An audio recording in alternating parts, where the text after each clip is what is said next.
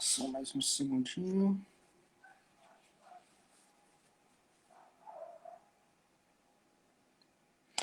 Pessoal, boa noite. Meu nome é Alexandre. Eu sou membro do Núcleo de Ciências Naturais e Fé Cristã da ABC2, tá? E hoje a gente está começando a nossa série de lives, né? Que é, na realidade,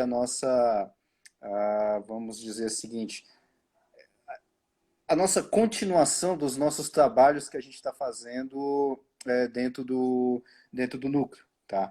E para esse começozinho que a gente está fazendo, a gente já tem agora algumas reuniões sobre questão de origens e tudo mais, tá? Aos sábados, inclusive sábado agora a gente já vai ter reunião e a gente também preparou uma série de lives para começar a falar sobre origens, né? Nessas lives, mais especificamente, sobre questão de origens, sobre questão de alguns temas relacionados às visões cristãs sobre criação, evolução e design inteligente, tá? E a live de hoje, esse assunto que nós vamos trabalhar hoje, vai ser o começo do começo, né? Aquela jogadinha de começo de origem. A gente vai começar hoje falando nessa sessão de live sobre epistemologia. Ou seja, como é que a gente conhece aquilo que a gente conhece? Basicamente vai ser isso, mas bom, não vai ser eu que vou trazer esse assunto, né? Essa problemática até um pouco mais complicada, vamos dizer assim, né? Mas quem está aqui com a gente justamente para descomplicar essa problemática e iniciar o nosso, vamos dizer assim, o nosso tema nas nossas origens, ele vai iniciar a origem das nossas origens, é justamente o professor Christian, que já está aí com a gente, né? Christian, muito obrigado pela Obrigado. participação com a gente. Eu agradeço muito a sua disponibilidade de estar aqui com a gente aqui, de explicar esse assunto que para alguns já começa episo o quê? Já começa o negócio já complicado já, na nomenclatura, né? Então, só para a gente começar aqui, quem é o professor Christian? O professor Christian, ele a formação dele foi lá na faculdade, na Universidade Federal do Paraná, tá? E ele é Uhum. bacharel, licenciado em ciências naturais, é o núcleo, em ciências É, sociais. Ele trabalhou com sociologia, fez o mestrado dele em isso. sociologia, fez o doutorado dele em sociologia, é um pesquisador, inclusive, ou seja, é um cientista, né?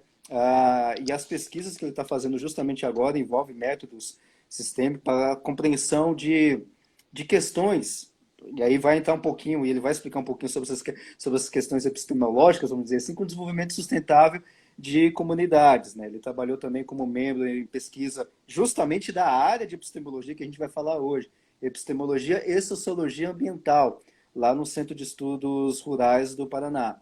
E também, atualmente, ainda faz parte do Melbourne Center for Community Development. Desculpa porque eu não sei falar inglês direito, eu consigo ler, mas a pronúncia é Aham. horrível, né?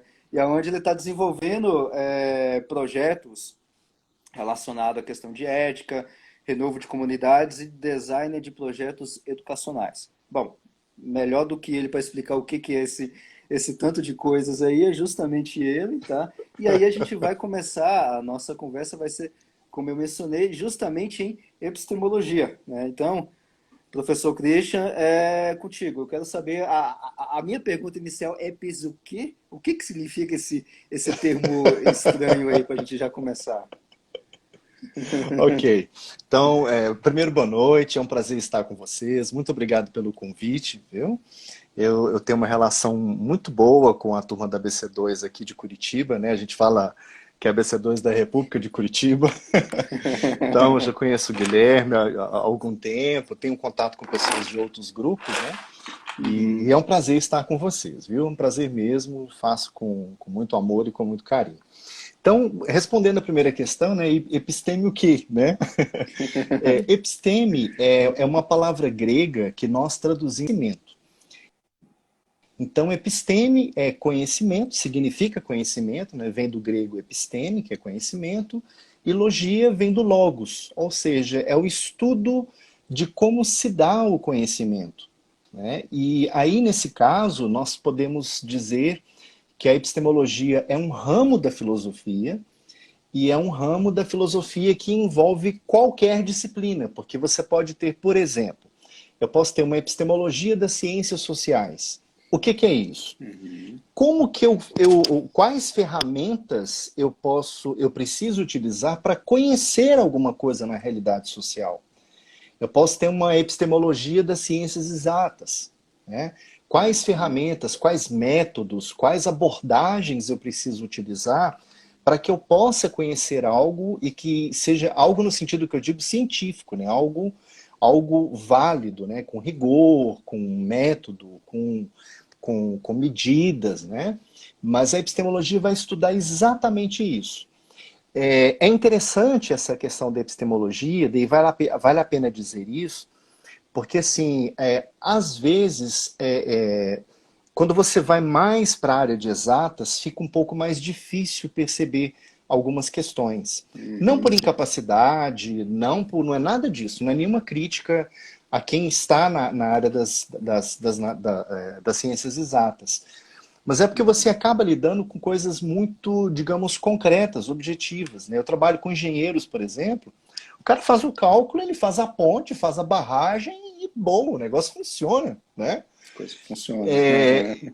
Exatamente. Só que quando você vai... Mas tem também ali uma área, assim, um pouco nebulosa, assim, das ciências exatas, principalmente quando você vai para a questão das origens ou para questões Uhum. muito relacionadas com o futuro, aí você fica, digamos, aí você começa a criar modelos explicativos, começa a lançar mão de teorias, e aí a epistemologia vai te ajudar muito com relação a isso, né?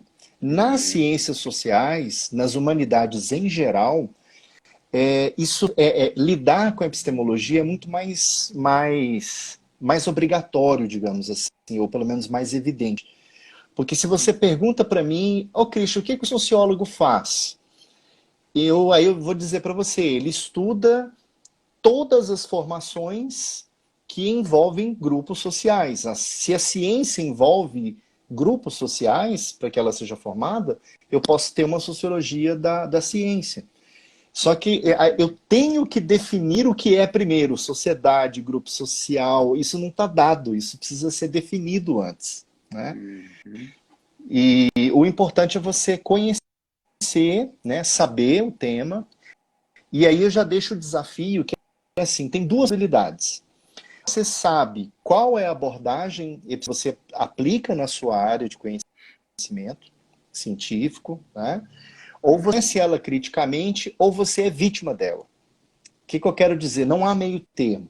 Ou você entende essa epistemologia, como ela funciona na engenharias, ou na física, ou na química, né? E a gente tem epistemólogos em todas essas áreas, né?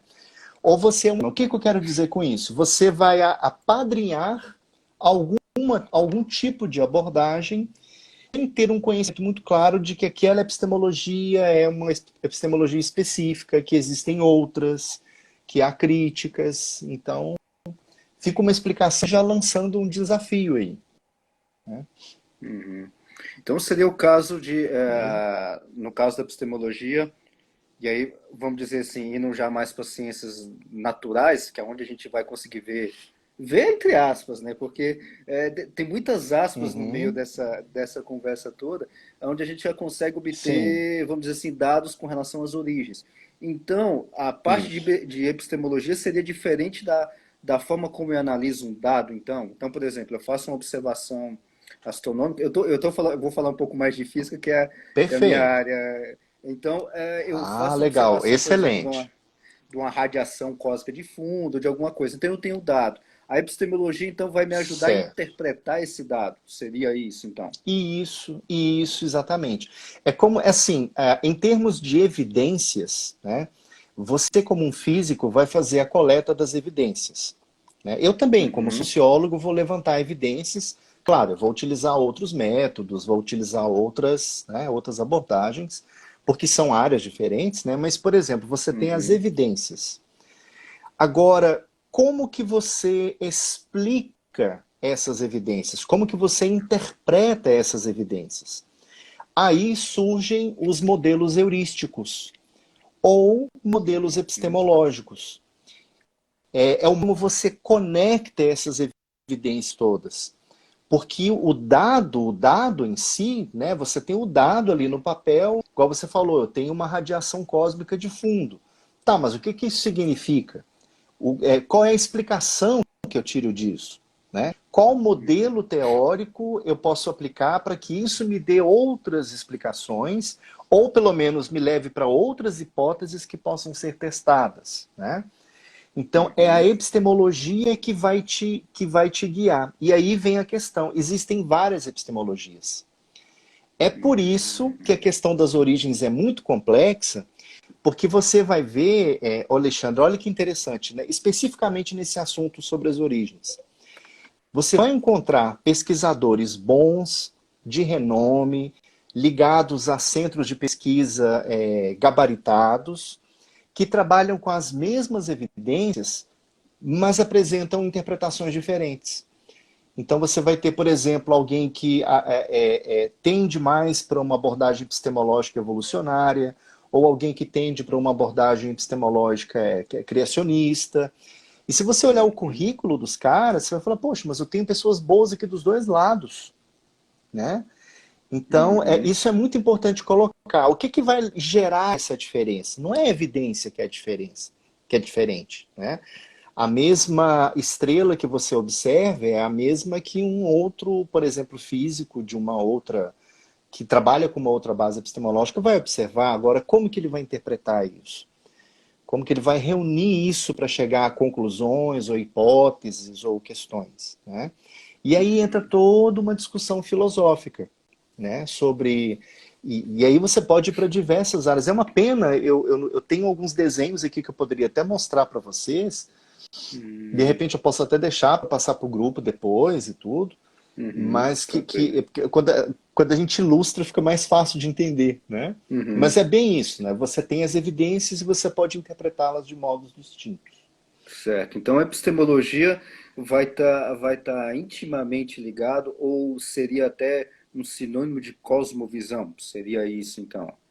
Sim, sim, sim, exatamente. A cosmovisão, ela determina, de certo modo, o tipo de epistemologia que você vai apadrinhar, sabe? Porque é a sua visão de mundo, entendeu? Se a gente fosse aprofundar bem nisso, a cosmovisão, ela não é apenas uma forma de interpretar as coisas. Aí eu vou usar um autor que, até o pessoal da BC2, a gente sempre comenta, é um autor bem conhecido, que é o Doiverd, né? Que é o Doiverd. Hermann Doiverd, o Guilherme Cieli, o Rodolfo, né? É um autor já assim que, né, a gente já tem algumas Bem coisas sendo conhecido. traduzidas e vem mais por aí. Mas olha só, o que o Doiverd vai dizer? Ele vai dizer que antes da cosmovisão vem algo que é de religião. Então vamos colocar mais ou menos assim. Você tem a sua área de pesquisa, a ciência com a qual você trabalha com ela. Antes disso, né, imagina que você tem uns campos, né, que fazem uma interseção, né? Então primeiro você tem a sua área de pesquisa, onde você coleta evidências, onde você aplica métodos, laboratório, tudo isso, né? Tudo com rigor, com medidas, né? Tudo direitinho. Antes de você vai ter essa epistemologia ou a filosofia da ciência que você vai utilizar. Antes uma cosmovisão e antes ainda a religião, no sentido que o Doiverd coloca. O que o Doiverd chama de religião? Né? Não confunda o que ele chama de religião com o que nós chamamos de religião no sentido mais ordinário. Porque a gente chama de religião o quê? Você fala de um código moral, de uma liturgia, você fala de Uma denominação. denominação, né? Mas não é nada disso que o Doivre fala. Então ele fala no sentido filosófico mesmo, sabe? Então ele vai dizer exatamente assim, o que é religião? É o impulso inato do coração humano que o direciona para aquilo que ele acredita ser a origem de sentido da realidade. Isso é interessante porque isso vai além de algo que é somente cognitivo. Sabe? O coração, nesse sentido que Doiverd coloca, é algo muito mais profundo do que apenas a razão. Entendeu? E é esse Uhum. direcionamento aí ele vai dizer o seguinte: o teu coração ele pode estar direcionado para a origem absoluta de sentido, que é a origem com O, que é o que ele chama de arqué, né, que é a palavra origem no grego, ou para qualquer outra Uhum. coisa. Então você pode, por exemplo, ter uma pessoa que, por exemplo, vai tentar explicar tudo simplesmente com base na ideia de que é a matéria, o caos, o tempo, né? Mais no sentido do naturalismo científico, né? Mais no sentido de até mesmo de um ateísmo, digamos assim. Né? A gente tem cientistas que Uhum. interpretam as evidências nesse sentido. Né? E aí você tem toda essa cadeia que vai se conectando. Você tem a religião lá no fundo, você tem a cosmovisão que vai abraça mais coisas, mais crenças, e entra essa epistemologia, e aí entra a ciência propriamente dita. São os dados que você vai Uhum. coletar e tudo mais.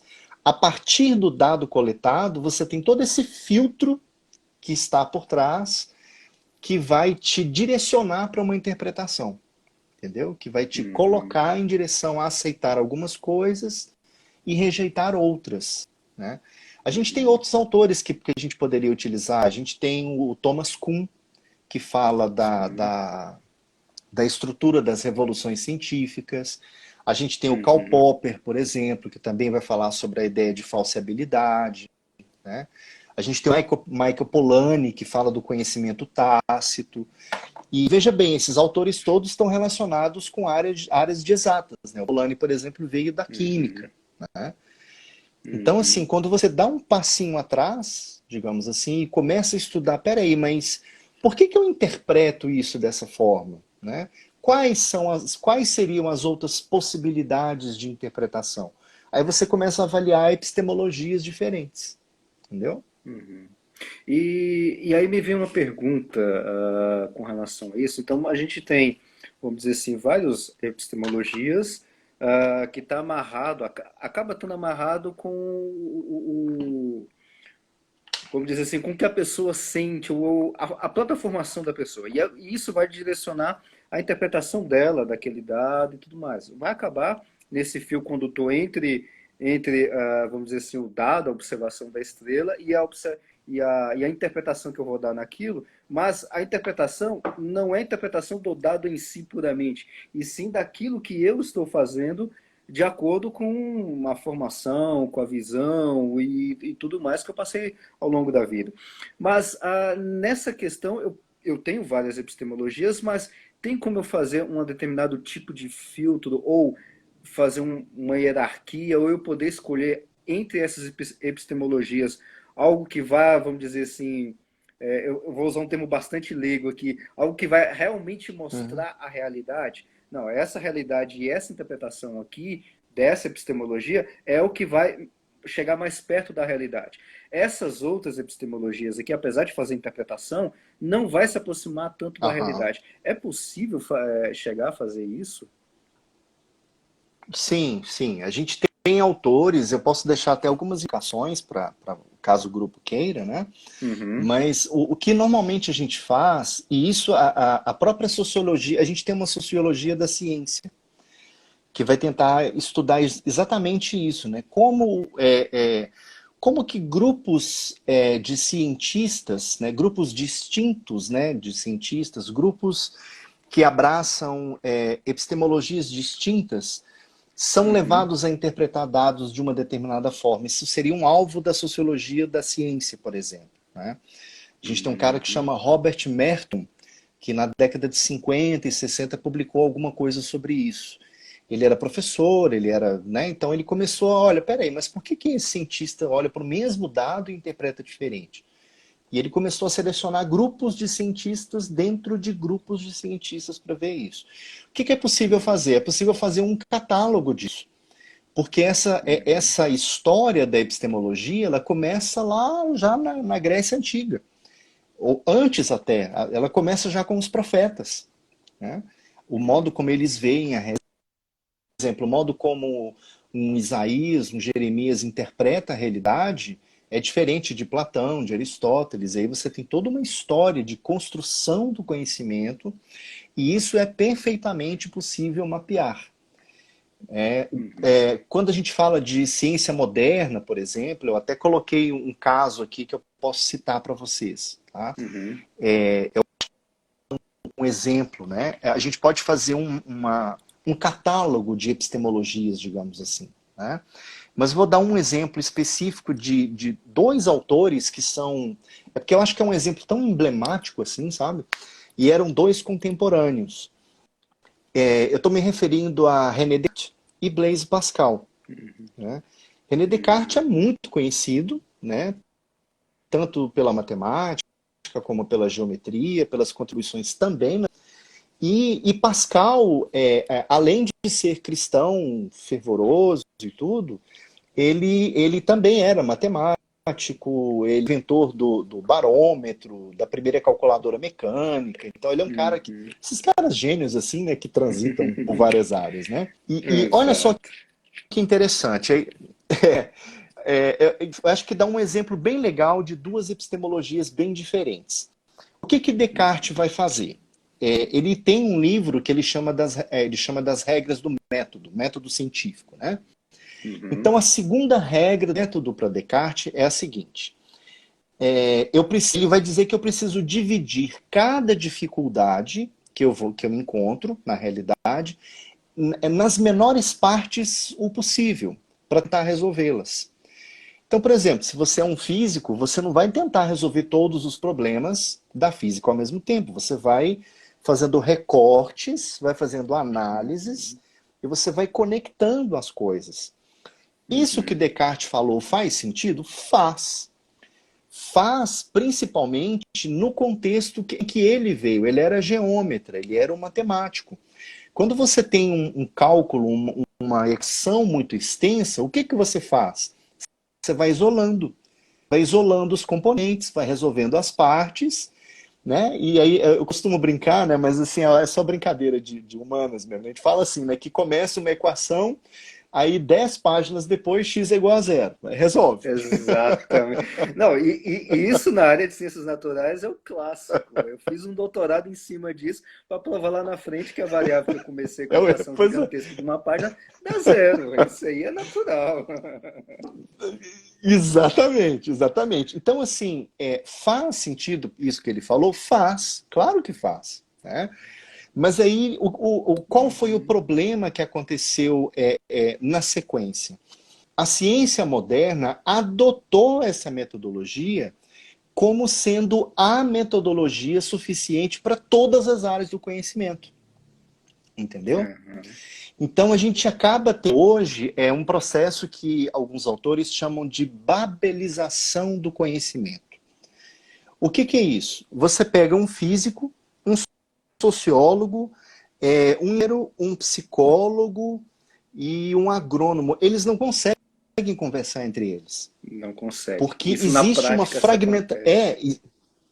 Exatamente. Por quê? Porque o método que a ciência moderna adotou foi o da fragmentação. Então, não, se você vai Uhum. estudar química, então você vai seguir teu caminho. Se você vai estudar física, então você vai seguir o teu caminho. É claro que tem umas áreas né, você tem fisicoquímica, você tem várias áreas que Uhum. vão, né, se encontrando ali, mas em geral, a gente costuma falar dentro da universidade, né, cada um fica no seu quadrado, no seu departamento, né? Exato. Agora, isso é uma epistemologia. Isso é uma forma de você trabalhar. Agora, por exemplo, Blaise Pascal. O que Pascal era cristão? Olha que Uhum. interessante a sacada do Pascal. Ele vai dizer, diferente de Descartes, olha o que ele vai dizer aqui. Ó. Quer ver? Eu vou ler uma frase que está no livro dele, Pensamentos, e ele vai falar o seguinte, ó. Mas as partes do mundo têm todas tais relações e tal encadeamento umas com as outras que considero impossível compreender uma sem alcançar as outras e sem penetrar o todo. O que ele está colocando aqui é o que a gente chama de princípio da complexidade. É a ideia da ciência dos sistemas. É a ideia de que está tudo conectado. E é interessante porque Pascal falou isso? Porque ele partiu do seguinte princípio, ele falou, peraí, se o universo inteiro foi criado por Deus, né? Se tudo converge em Cristo Jesus, inclusive o conhecimento, não dá para separar as coisas, porque na realidade vivida, o conhecimento ele não está separado. Aí por isso que ele fala, o todo está na parte e a parte está no todo, entendeu? E aí você tem uma outra proposta de conhecimento, que é justamente essa tentativa, né, de aproximar todas as áreas de conhecimento, de uma epistemologia que vai, o que seria uma meta-epistemologia, sabe? Uma epistemologia bem maior que vai dar conta de conversar com a física, com a química, com a biologia, com a teologia, e vai conseguir conectar mais essas coisas. Em outras palavras, foi o que o Doiver tentou fazer. Uhum. Eita, eu acho que ele. Christian, acho que travou seu vídeo, seu áudio. Você falou que o Dodge tentou fazer e aí congelou. Não sei se você está me ouvindo.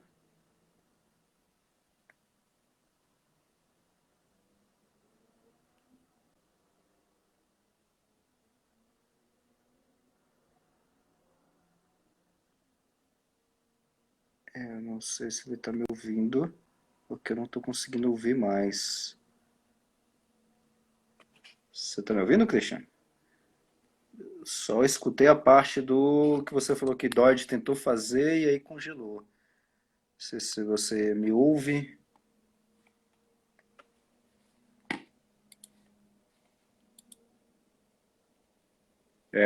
Realmente está congelado, Christian. Que ele tá sem áudio. Acho que a tua tá... Christian, acho que congelou a sua conexão. A gente só conseguiu ouvir. Tá, você tá. Ah, então beleza, você tá me ouvindo então. É que você estava falando. Eita, acabou caindo.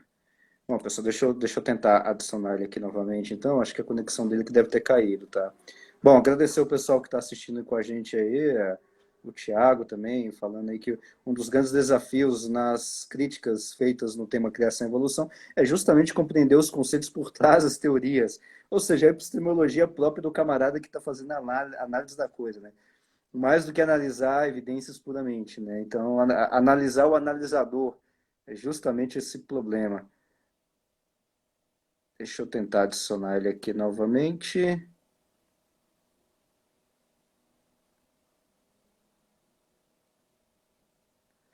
Eu acho que é a conexão dele.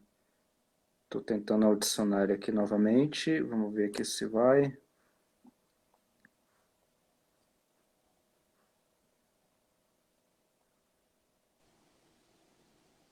Oi, Opa, oi. agora voltou. Então Voltou? voltou, Beleza, beleza. voltou. Você estava falando naquele ponto que congelou, que Dodge tentou fazer e aí congelou. Se você puder retomar aquele ponto. Tá bom. Vocês estão me ouvindo tranquilo? Agora tá tranquilo, agora tá dando para ouvir bem. Tá, tá, beleza. Então, assim, basicamente o que o Doiver tentou fazer com a proposta filosófica dele foi caminhar nessa direção. Ele entendeu, ele falou assim, olha, as coisas não estão divididas em Cristo, não existe fragmentação na realidade. O que existe é uma coerência inquebrável de sentidos. Né? Tá tudo conectado. Claro, o que a gente separa muitas coisas, mas é mais no sentido pedagógico, no sentido metodológico, mas a realidade vivida ela está totalmente conectada. Né? Uhum. Tanto que não é difícil você encontrar, por exemplo, uma pessoa, vamos criar uma situação aqui, uma pessoa que é submetida a um estresse psicológico intenso. Aquilo vai se usar e vai se transformar em problemas fisiológicos. Aquilo ali vai virar algo físico mesmo. Né? Uhum. Então, a ideia da ciência dos sistemas é trabalhar com essa percepção de que tudo está conectado. Né?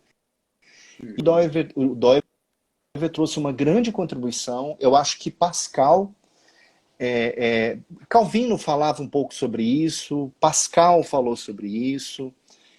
Doiver, eu acho que foi o que melhor sistematizou essa questão, né? Eu acho que tem Uhum. alguns pontos ali que eu particularmente discordaria, mas assim, em geral, a teoria das esferas modais, essa ideia de que há uma riqueza na diversidade, para mim aquilo ali é magnífico, é um insight brilhante, sabe? Uhum. E até. Mas é possível caminhar. Não, tranquilo. E nesse ponto de dividir as coisas em caixinhas, o próprio Francis Schaeffer já falava isso, não necessariamente em questão científica, né? Porque ele falava, o camarada ele Uhum. tenta separar a vida dele em caixinhas. Não, durante a semana eu sou cientista, no final de semana eu guardo o jaleco e vou para a igreja porque agora eu sou cristão. Eu não sou cientista. E aí a gente tem as caixinhas, tem as gavetas. Aí o chefe falava, não, não tem como. Exatamente. O ser humano é uma coisa só, né? Não tem como dividir Exatamente. ele, né? E aí, Perfeito, perfeito. e aí tem uma pergunta bem Isso interessante mesmo. da Elizabeth, que eu já vou querer, eu vou colocar ela agora, porque eu achei muito interessante, que é justamente nessa parte da gente poder entender o ser humano, e aí, é claro, de uma forma completa, como você está mencionando agora, que é essa ideia. Então a gente então não poderíamos levar em consideração as interpretações até conhecer a epistemologia de cada observador, de cada avaliador, ou seja, antes da gente ver e interpretar aquele dado, interpretar aquela teoria e tudo mais, a gente tem que necessariamente conhecer a epistemologia, a cosmologia, entender a cabeça do camarada antes de entender a teoria. Seria por esse caminho? Eu acho que isso pode caminhar em conjunto, porque o autor ele tem várias entradas, né? Você vai trabalhando, né? E você vai conhecendo, né, as questões que ele coloca. Eu vou dar um exemplo prático para você, tá? Eu tinha até Uhum. separado aqui no slide aqui. Por exemplo, eu vou citar eu vou colocar uma citação muito breve, mas ela me fala muita coisa. De um autor que eu gosto muito, olha que interessante, é o Edgar Morin. Edgar Morin, ele não é um autor cristão, ele, até onde eu sei, eu não sei se ele mudou de ideia, mas até onde eu sei, ele é ateu, né? Ele constrói a ideia de um universo que surge realmente, né, dessa questão do caos, tanto que ele não usa o termo cosmos, ele chama de caosmos, da ideia do caos, de onde tudo surge. Ele tem 6 livros de epistemologia, para você ter ideia. Nossa. Eu li 5 livros, eu fichei os 5 livros dele do método. Caramba. Então, assim, eu não concordo com a postura dele, porque ele é um ateu e tem uma série de questões, Tem uma mas epistemologia o Edgar, própria. exato, exato. Agora, o Edgar Morin, ele tem uma coisa que eu admiro nele, sabe? Eu admiro demais, que é o seguinte, ele é muito sincero. Então, e ele vai mostrando na obra dele quais os motivos dele tomar as decisões epistemológicas que ele toma. Então ele fala, olha, aqui eu tenho essas possibilidades. Eu poderia interpretar esse dado assim, assado ou de outro jeito. Mas eu vou por esse caminho, porque para mim é assim, assim, assim. Então ele se mostra, sabe, diferente de outros autores que tomam uma coisa como, não é esse o caminho, não tem discussão e acabou. Né? Olha essa frase que ele coloca aqui, ó. A questão da cosmogênese é a questão chave da gênese do método. Olha que interessante isso. O que ele está querendo Uhum. dizer? O modo como você interpreta a origem de todas as coisas é o modo com o qual você.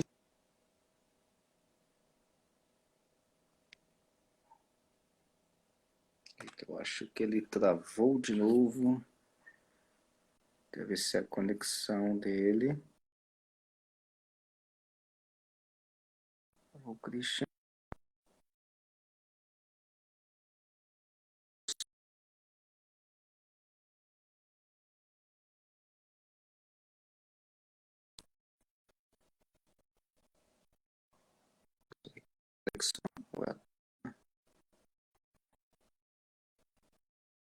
Tá me ouvindo, Christian? Ou fui eu que travei agora?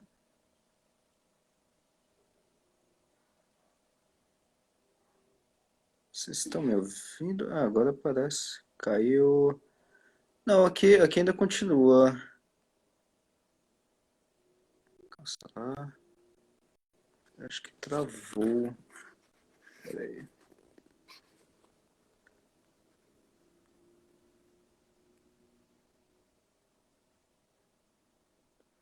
Você tá me ouvindo? Me ouve?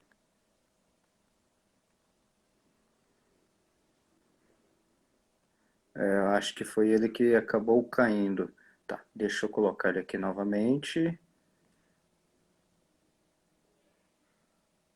Ah, então deve ter travado lá para ele. Ah, que eu pensei que era a minha conexão que tinha caído, mas vamos lá. Dá pra gente colocar ele aqui novamente.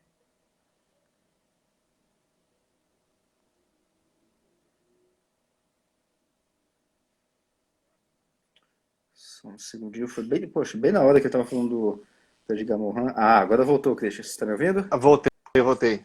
Ah, foi bem na Engraçado, hora ele que você tava fica, ele, explicando, né? pois é, ele trava aqui, daí eu me, desculpa, gente. Ah, não, mas tá tranquilo. É, isso aí acontece. Eu estava explicando do Mohan, né, da frase do Mohan, Isso, né? exatamente. Tá, tá. Olha só que frase interessantíssima. É isso, para quem quiser anotar, isso está em um livro dele que chama O Método, é o volume um. São 6 volumes. Esse é o Método, volume um, página 48, tá? É uma frase assim que você capta, mas de estudo, assim, de estudo no sentido de como o pensamento dele funciona. A questão da cosmogênese é a questão chave da gênese do método. O que significa isso? Todas as pessoas têm, né, carregam dentro de si uma ideia de como o universo surgiu. Essa ideia pode Uhum. ser mais ingênua ou ela pode ser mais técnica, mais especializada, mais científica. Mas todos nós temos uma ideia. E é essa ideia de como o universo surgiu que vai determinar a sua metodologia e o seu método de trabalho. Ou seja, a sua epistemologia vai estar fundamentada, em última instância, no modo como você entende o surgimento de todas as coisas. Entendeu? Eu vou Uhum. colocar uma outra frasezinha dele, aí eu vou parafrasear um pouquinho, porque aí é um pedaço de um texto que eu escrevi citando ele. Então eu vou falar assim, quando eu for citar o Mohan, eu vou colocar aspas. Aí você vai saber quando é ele que está falando e quando é eu que estou apresentando. Eu peguei uma parte do pensamento dele e incluí, né, na fala que eu vou mostrar para vocês aqui agora. Olha que interessante. E a gente já vai chegando num ponto que a gente pode até abrir para uma discussão e um ponto legal. Olha só o que ele fala. Isso é um texto que eu vou colocar citando Mohan em alguns pontos. Tá? Olha só. O problema das origens apresenta uma dupla fragilidade, argumenta Mohan. Quanto mais recurso o tempo, menos dados se encontram disponíveis para observação. Com isso, o apelo à imaginação é frequente e acaba mobilizando abre aspas, aí já é Mohan falando, as potências ocultas de mitologização e de racionalização, que aqui são as mesmas. Fecha aspas.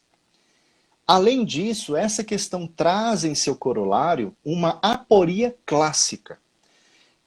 Que é clássica, uma vez que tanto a noção de começo absoluto como de ausência de começo são inconcebíveis. Isso na cabeça dele. Uhum. Né? Então, tá vendo? É por isso que eu gosto dele. Ele é sincero, ele vai mostrando como que ele pensa. Né? Embora eu não concorde com tudo que ele fale. Por exemplo, eu não tenho problema nenhum com a noção de um começo absoluto. E disse desde a luz e tudo começou. Né? Uhum. Mas para ele isso é inconcebível. Aí olha para o autor, né? Ou seja, para Mohan, essas considerações revelam, abre aspas, aí é o Mohan falando, só a complexidade do problema levantado, mas também a complexidade lógica dos fundamentos do nosso universo deve ser contemplada porque a cosmogênese se apresenta como questão-chave da cosmogênese da gênese do método. E aí eu concluo aqui, né? Ciente desta fragilidade, Mohan opta pela teoria do Big Bang como uma explicação plausível para o surgimento do cosmos, mesmo sabendo, isso aqui eu estou parafraseando ele, isso é uma coisa que ele fala, mesmo sabendo que essa hipótese encerra a cosmogênese na dimensão única da explosão térmica. Isso é a visão dele, né, é a percepção de um ateu, né, ele vem da área da biologia, da física também, mas é muito legal como ele coloca isso. Quando você lida com as origens, você toca em áreas que são muito nebulosas. Falta dado, né? Quando você vai para arqueologia, a gente tem isso. Às vezes falta dado. Na física, eu acredito que a gente tenha isso também. Você tem modelos, mas tem hora que você fala, cara, mas tá faltando uma informação aqui. A gente pode criar hipótese, a gente pode... Vamos montar um programa de pesquisa, mas tem algo aqui que eu não consigo explicar ainda, né? E ele tá mostrando, ele chama isso de dupla fragilidade, né? E aí eu só fecho aqui para a gente abrir, né, e discutir. Aí olha que interessante aqui, ó. Eu coloco aqui agora um comentário de um pesquisador. Ele é tanto biólogo quanto paleontólogo. O nome dele é Kurt Wise. Tá? Eu posso deixar todas as referências para vocês depois. Por que eu estou colocando o Kurt Wise aqui? Para quem é da biologia, né, para quem é da área da biologia, vai saber disso. Tinha um cara chamado Stephen Jay Gould, que era um biólogo de renome, respeitadíssimo, não era cristão, né? E o Stephen Jay Gould foi o orientador do Kurt Wise. Só que o Kurt Wise é criacionista de terra jovem. Olha só. E o Stephen... eu peguei um caso aqui já para soltar uma bomba mesmo. Só que assim, o Stephen Jay Gould, ele topou fazer essa orientação porque ele não concordava com Kurt Wise, mas ele reconheceu que o cara era um pesquisador, o cara era brilhante. Falou, não, vamos trabalhar junto, e vamos, né, de forma respeitosa, de forma, né, amigável, vamos lidar com as nossas diferenças. Então eu vou colocar aqui, e o Kurt Wise ele é biólogo e paleontólogo. O PhD dele foi feito em Harvard, em se não me engano, paleobiologia. Eu posso confirmar depois, tá? Eu vou confirmar direitinho para ver se eu não me enganei. Mas eu gosto muito dessa colocação que ele faz. Olha que interessante. Aí você compara com o que o Mohan coloca, né? Deus criou o universo com ambiguidade suficiente para permitir que as pessoas acreditassem naquilo que não é a verdade. O que ele está querendo dizer? É possível criar uma teoria completamente fora, né, da verdade e que tenha plausibilidade e que seja aceita, embora seja mentira, né? Então o que ele está falando? Olha, Deus permitiu isso. É possível que isso aconteça, né? O fato de uma teoria ter plausibilidade não significa que ela seja verdade. Aquilo que você falou, né? Eu falei, poxa, mas eu tenho tantas possibilidades, como que eu vou saber qual é o caminho que vai levar? Né? Agora, olha que interessante. Né? Mas ele criou chaves em sua palavra para abrir a verdade da criação.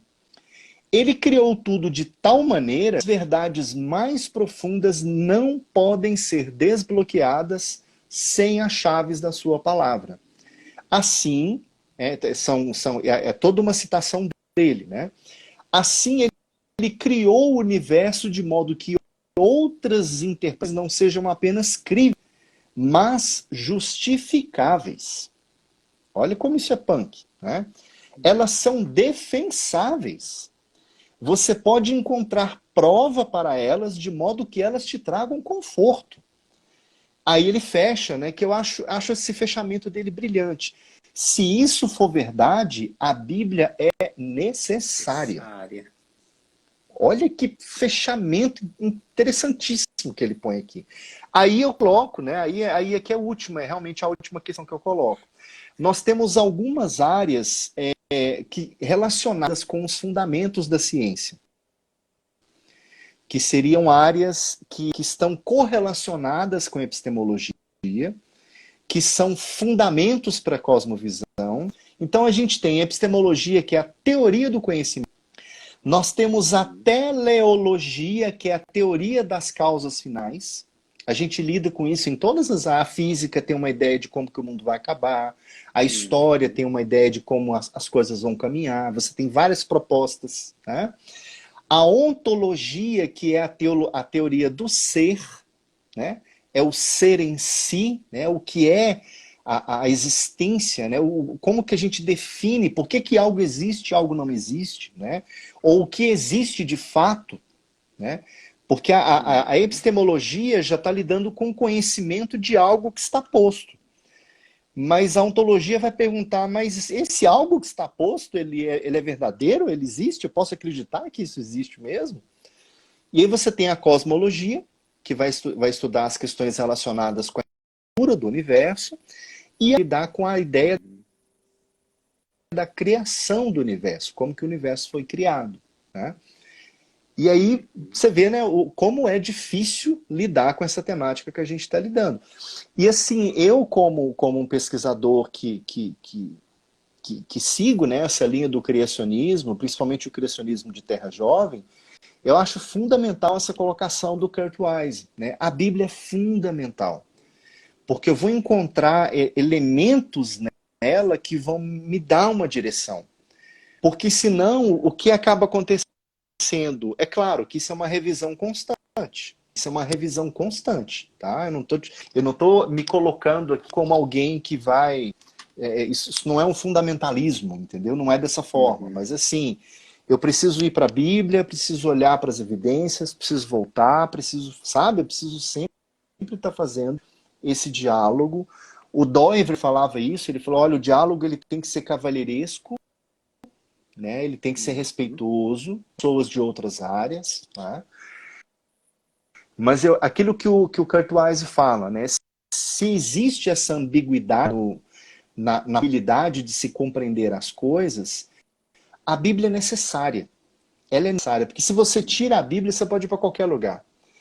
E aí a gente pode fazer movimentos. Por exemplo, ao invés de partir da Bíblia para entender o universo, eu posso partir de teorias alheias às Escrituras para compreender as Escrituras. Eu posso fazer um movimento contrário também. Então, o processo é desafiador aqui. A gente tem uma questão complexa para pensar, né? Mas E é isso, eu acho aí, que agora dá para a gente, né, deixar para questões e perguntas que vocês quiserem e tal. e é interessante esse ponto aí, vamos dizer assim, de abrir demais as coisas, de você ter, inclusive, que é o que o Wise fala, é uma forma que Deus deixou dentro do universo para a gente poder conhecer, mas não fechou. Olha, essa forma que você está fazendo está errada. Vai lá, vai tentar Acho que entender. caiu de... Você tá, opa, aqui tá normal. Você tá me ouvindo? Vou... beleza, tá beleza? Tá me ouvindo? Ah, eu tô te ouvindo bem. Aqui eu tô te ouvindo bem. Oi? Tá, beleza. Tá, beleza. Tá. Aham. Então, é igual o Weiser fala, né? Deus deixou essas possibilidades, né? Essas outras possibilidades, não deixou trancado uma só. Meio que, vai lá, camarada, tenta a sorte. Tenta entender isso da forma que você está tentando entender Vai aí. lá. Vai lá. E aí Exatamente. a gente tem igual você falou, a gente tem os mesmos dados dentro de cosmologia, isso é comum. A gente tem modelo de teoria do Big Bang que tem um início do universo, e a gente tem modelos de universo eterno, universos paralelos, universo que implode e explode Sim, sim. constantemente. E vira uma Exatamente. E aí tem uma bagunça, infinidade. literalmente é uma bagunça. É. E olha para você ver, não só do lado nós cristãos, mas do lado daqueles que não são cristãos. Tá? Você tem uma miríade de propostas explicativas, né, de modelos heurísticos. E é exatamente isso que você está colocando, né? Tem um versículo, cara, que é bem isso que você falou agora, cara. Eu lembrei dele aqui. Deixa eu procurar ele aqui. Aqui, cara. Ó, você falou isso, eu lembrei dele. Uhum. Prov... Ixi, agora eu acho que caiu. Peraí, repete de novo, Christian. A hora que você ia falar, Provérbios congelou.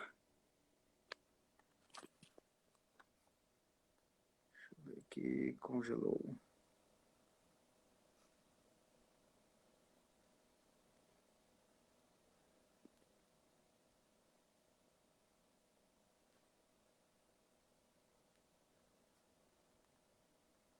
Você tá me ouvindo? Eu acho que congelou a tua conexão. É, você consegue me ouvir? Porque a hora que você falou Provérbios, congelou.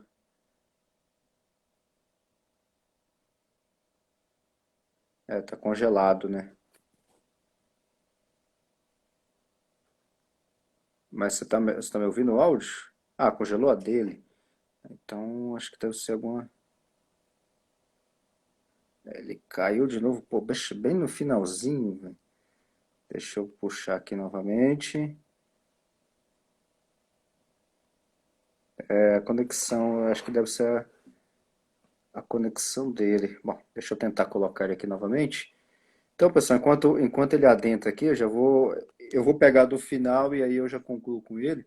Então, vocês estão vendo aí que tem muita coisa interessante para a gente estudar, tá? Alguma dessas coisas a gente já está estudando dentro do núcleo, tá? Então, não perca aí as agendas e as coisas que a gente está trabalhando aí, inclusive as lives que a gente está fazendo, tá? Essa é só a primeira.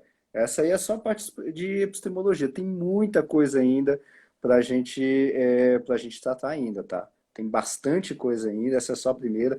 A gente vai falar especificamente das visões, criação da Terra Jovem especificamente, criacionismo da Terra Antiga, design inteligente. Sim, a BC2 fala de design inteligente, tá? A gente vai comentar, vamos ter uma live no YouTube, não aqui no Instagram, aliás, duas lives específicas sobre design inteligente, teoria do design inteligente. Deixa eu te mandar de novo, Christian. Então, a gente vai ter sim, vamos falar sim sobre design inteligente, tanto a apresentação quanto uma sessão de perguntas também. Vai ser duas lives, tá? E sobre criacionismo evolutivo, tá? Então, a gente vai ter essas quatro aí futuramente. Deixa, na hora que você falou Provérbios, congelou. Você está me ouvindo? Pois é, Provérbios 5. Oi, vocês estão me ouvindo agora? Estão ouvindo? Eu estou ouvindo bem Oi, agora. tá ouvindo? Tá, beleza. É porque você fez um comentário, e na hora eu lembrei da passagem, né? Provérbios 25:2. Provérbios 25:2. Olha que legal. A glória de Deus é ocultar certas coisas. Tentar descobri-las é a glória dos reis. Olha só.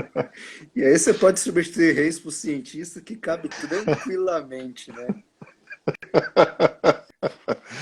Então, na hora que você falou, eu falei, cara, eu tenho que falar, fechar com esse provérbio aqui, que é muito legal.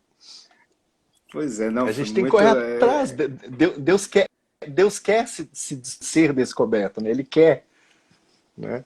Exatamente. E aí, tanto que ele deixou, igual a gente trabalha aqui no TBC2, ele deixou um universo inteiro para a gente poder estudar, para a gente poder trabalhar, para a gente poder interpretar, poder fazer, às vezes dividir um pouquinho em algumas fatias, em algumas caixas, mas tem que conectar as caixas de novo. Não dá para viver com elas, vamos dizer Sim. assim, de forma separada, né? Então a gente tem que reconectar, porque, igual, Aham. por exemplo, a gente trabalha com a parte de neurociência, e lá tem alguns modelos que a gente observa que na soma das pequenas partes emerge uma outra parte. Que quando você estuda em Uhum. partes menores, aquele negócio não aparece. Mas quando você estudou Uhum. todo, aparece aquele determinado. E aí eu estou falando no caso de um fenômeno puramente, aliás, entre aspas, né, puramente físico. Mas não é bem físico, porque Uhum. eu não consigo estudar aquele fenômeno de forma separada. Eu só consigo estudar quando eu estou Sim. observando tudo. Né? Só quando eu vejo Uhum. o quadro geral da coisa. Né? E aí, só para concluir, a gente tem, se não me engano, 5 minutos. Tá, a gente tem 5 minutinhos ainda para concluir. E aí tem uma pergunta, que na verdade foi a primeira pergunta, mas eu achei interessante colocar ela agora no final, que é do Pedro, que ele coloca o seguinte: o Stephen Uhum. Hawking fala sobre o tempo zero na criação, ou seja, lá no início do universo e tudo mais. Ah, ele fala justamente desse instante, desse começo. Então, como não tem tempo ali naquele início, ou seja, tudo começou depois esse instante zero, não tem Deus na jogada. Inclusive, naquele livro, O Grande Designer, o Hawking falava isso, que a gente não precisa de Deus e tudo mais para começar o universo. A gente já tem todas as coisas naturais para formar o universo. E aí ele pergunta, como é que a gente refuta isso, olhando dentro desse contexto que a gente está trabalhando de epistemologia? Uhum. Olha, quem tem uma resposta para isso é São Tomás de Aquino. Porque aí você vai cair num problema que é o que a gente chama de é um argumento ad infinitum, né? Uhum, Então, tá, aí a gente pergunta, mas o que existia antes? Que é aquilo que o Mohan fala. Como é que você vai conceber algo surgindo do nada? uhum, Você não consegue explicar isso é, filosoficamente. Então tem que ter algo antes. Ah, então tinha algo antes que fez algo, mas aí parou ali. Não, mas e antes desse algo, né? uhum, Então você vai cair num ciclo ad infinito em que você não consegue sair dele. Quem trabalha com isso é um pesquisador cristão chamado Werner Gärtner. Ele é um teórico da informação. Ele uhum, estuda a teoria da informação. E aí uma das coisas que ele vai colocar é isso, a informação em nenhum momento, em nenhum lugar do universo, ela surge do nada. exato. A informação ela sempre tem uma fonte, né? Uhum, Então, o que eu acho que o Hawking fez ali foi o seguinte, falou assim, ó, ele chegou num ponto onde, para ele, e olha que interessante, ele chegou a essa conclusão porque ele tem uma mente que raciocina, aham. né? Mas não ocorre para ele em momento nenhum que se ele só consegue entender isso, né, ou chegar a esse ponto, por causa da mente dele, né, por causa de um aparato cognitivo, é porque existe um aparato cognitivo maior do que todas as coisas que deu origem a tudo, Exatamente, não tem né? como sair dessa, né? Não tem como, cara, não tem como. O Abraham Kuyper, ele falou uma coisa na inauguração da Universidade Livre de Amsterdã. Ele fez o discurso de inauguração da universidade usando Isaías capítulo 11. E ele falou assim, olha, eu vou colocar com as minhas palavras. Ele falou assim, ó, nós estamos fundando essa universidade por quê? Porque Deus não dá a glória dele para ninguém. Então não existe conhecimento que possa se sustentar fora de Deus, porque ele não dá a glória dele para ninguém. Né? Aí Exatamente. você vai na Bíblia, o que a Bíblia fala? Diz o tolo em seu coração, Deus não existe. Então, o Stephen Hawking, por mais brilhante que ele tenha sido, e eu reconheço o brilhantismo dele, reconheço que imagino que ele deva ter deixado um legado impressionante para a Uhum. física, mas nesse sentido específico, né, stricto senso da existência de Deus, ele agiu como tolo. Porque é exatamente o que a Bíblia fala.